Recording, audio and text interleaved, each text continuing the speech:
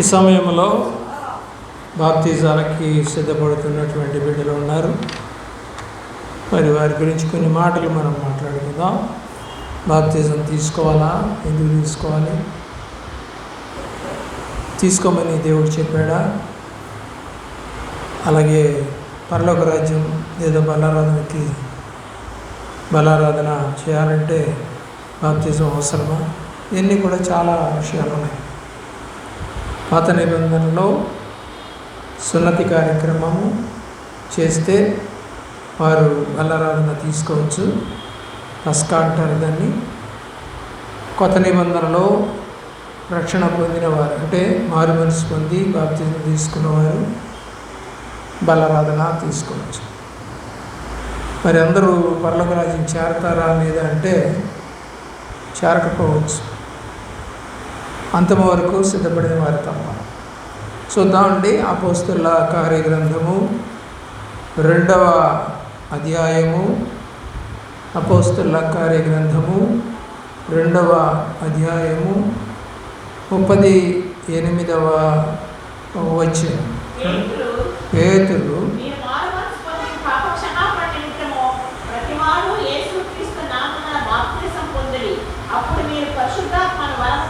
ఎంతో చక్కగా చెప్తున్నాడు పేతురు పరిశుద్ధాత్మ పొందుకునేవాడు.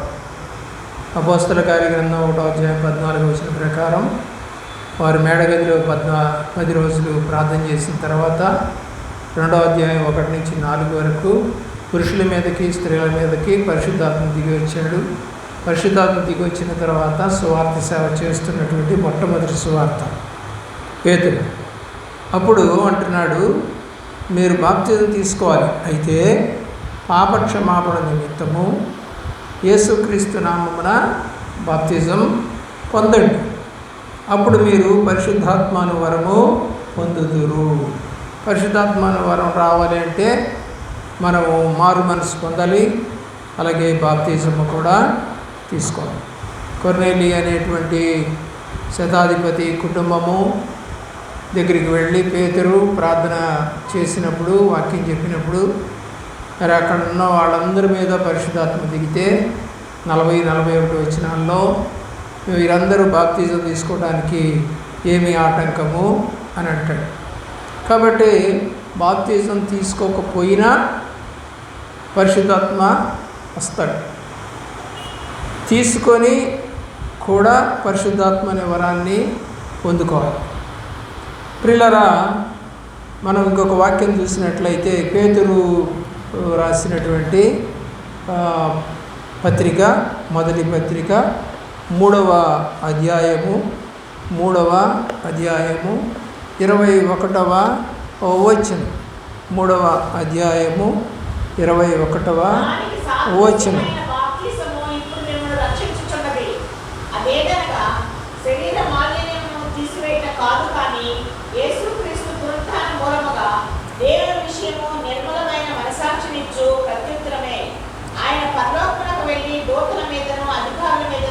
సరే, పైన చూస్తే దేవుని దీర్ఘశాంతము ఇంకా కనిపెట్టుచున్నప్పుడు పూర్వము నోహు దినములలో ఓడ సిద్ధపరచుచుండగా అవిధేయులైనటువంటి వారి యొద్దకు, అనగా చెరలోనున్న ఆత్మల యొద్దకు ఆయన ఆత్మరూపిగానే వెళ్ళి వారికి ప్రకటించెను.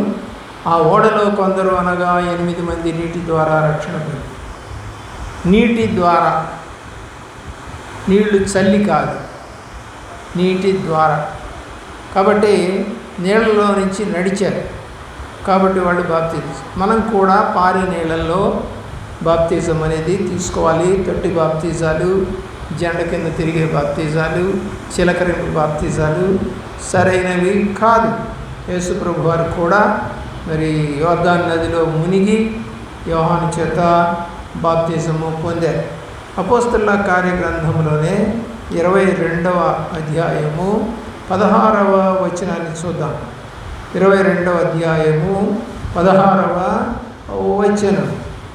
కనుక నీవు తడువు చేయుట ఎందుకు, లేచి ఆయన నామమును బట్టి ప్రార్థన చేసి బాప్తిజం పొంది నీ పాపములను కడిగి వేసుకోమని చెప్పింది.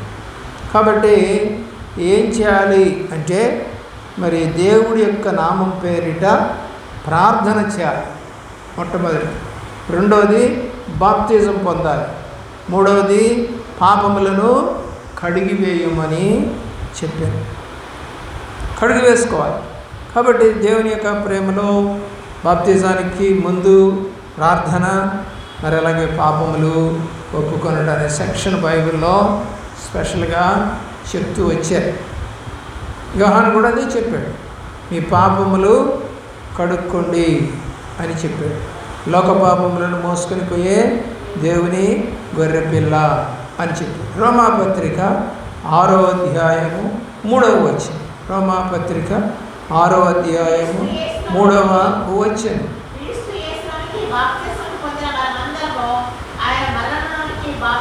దేనిలోకి పొందాలి?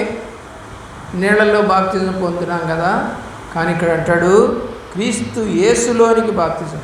అంటే క్రీస్తు వలె నడవటానికి, మరి ఆయన వలె ఈ లోకంలో సంచరించడానికి మనము ఆయనలో బాప్తిజం.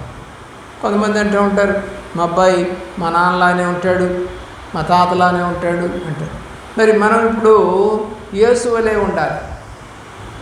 అందరం మరణములోనికి, ఆయన మరణము గెలిచినటువంటి దేవుడు కాబట్టి మనం కూడా మరణమును గెలిచే స్థితిలోనికి లేపబడాలి. యోహాను రాసిన సువార్త 3వ అధ్యాయము 3వ వచనములో ఇక్కడ మనకి ఒక అతను కనపడుతూ ఉన్నాడు.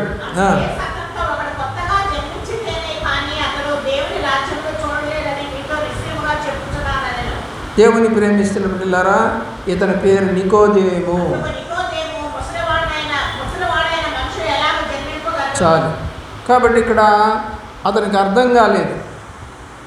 ఏమని అర్థం కాలేదు? కొత్తగా జన్మించడం అంటే ఏంటో సమయానికి తెలియలేదు, నికోదేముకి తెలియలేదు.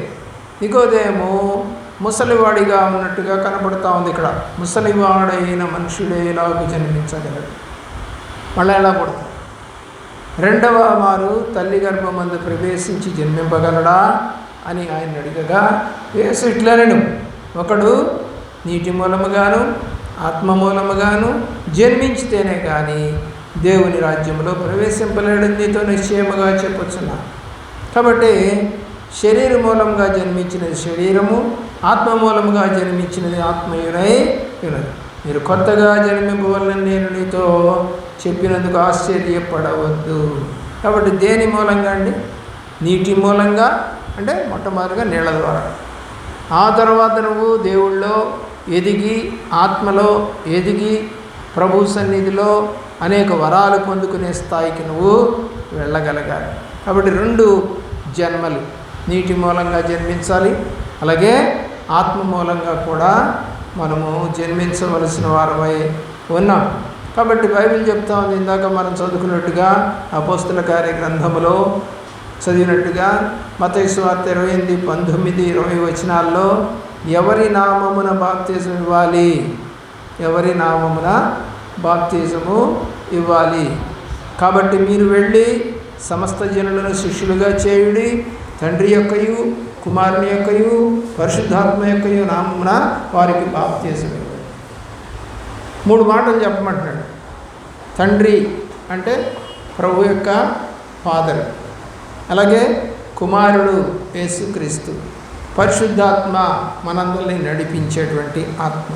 ఈ 3 పేర్లు చెప్తూ బాప్తిజం ఇస్తూ ఉంటాం.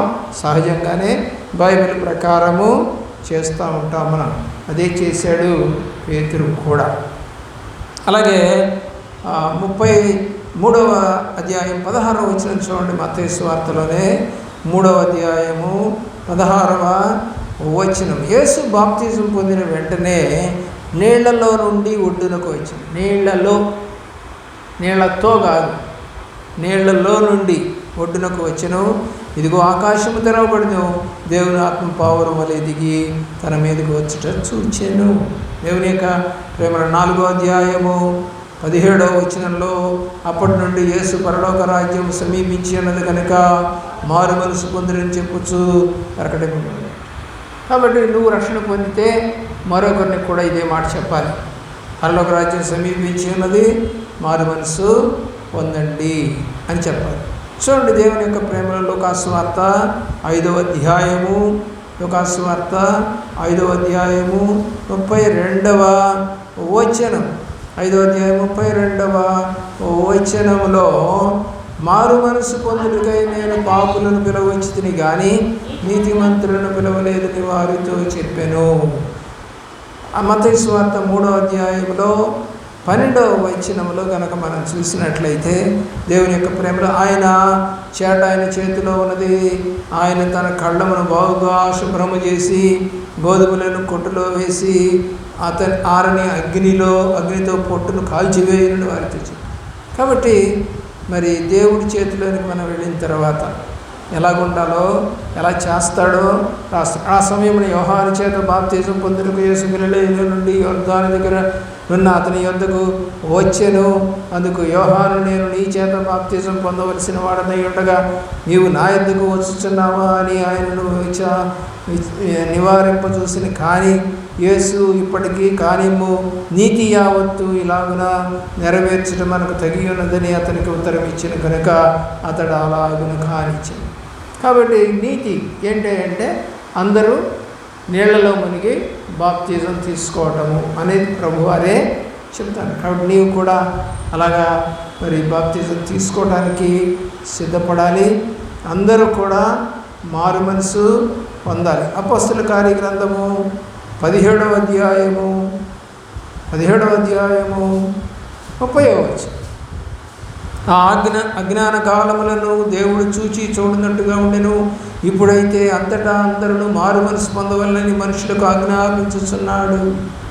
దేవుడు చెప్తున్నది ఏంటంటే అందరూ మారు మనసు పొందాలి, అందరూ దేవుడి రాజ్యాన్ని చూడాలి, అందరూ దేవుడికి ఇష్టమైన బిడ్డలుగా మారాలి అని చెప్పి. కాబట్టి అట్లాంటి బాప్తిజం నీవు కూడా పొంది దేవుడిని మహిమపరచుదువు గాక. మోకరించండి, ప్రార్థన చేసి